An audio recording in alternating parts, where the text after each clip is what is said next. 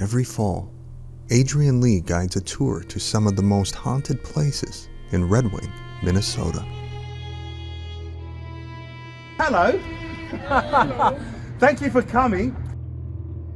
The stories he tells here are from his team's actual investigations at these locations.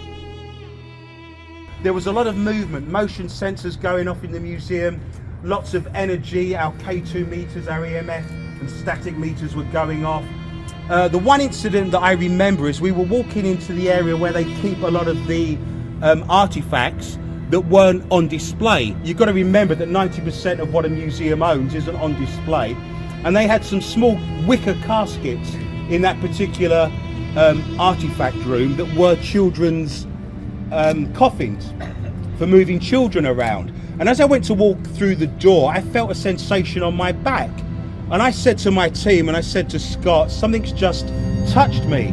And then over a course of maybe a minute, I could feel it starting to sting. So I don't do this very often, but I took Scott into the restroom with me and I took off my shirt and I said to him, is there anything on my back? And there was a big handprint on the back of my back where I'd been slapped, and we actually have a photograph of that. So I think that was more a case of someone trying to get my attention, someone trying to make me understand that they were there. As a historian, Adrian paints an in-depth picture of each location, with much of that history being of the dark and creepy variety. Did the head get detached from the body when it was thrown into the river? Here at the legendary St. James Hotel, we learn about Clara Lillyblad and how she became such an iconic figure in the hotel's history.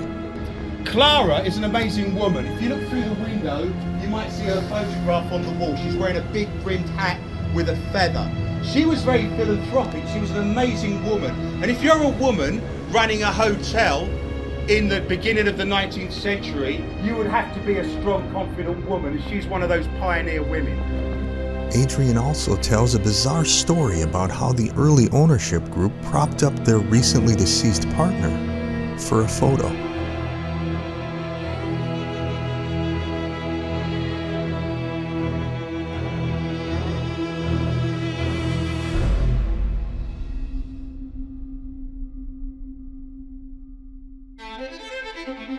From the St. James Hotel to various other stops, including the railroad depot and the site of the Sea Wing disaster, which killed 98 people in 1890, the master storyteller spins his tales, all recollections of his own experiences and historic accounts in each extremely haunted location.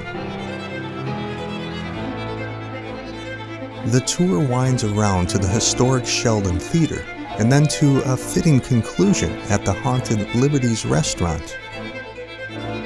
To join Adrian on a future tour, follow him on your favorite social media platform. As always, thanks for watching.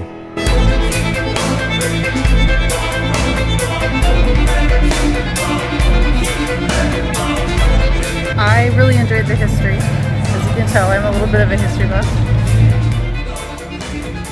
I'll do this again because it was great fun. What did you think of Adrian's tour? It was better than that.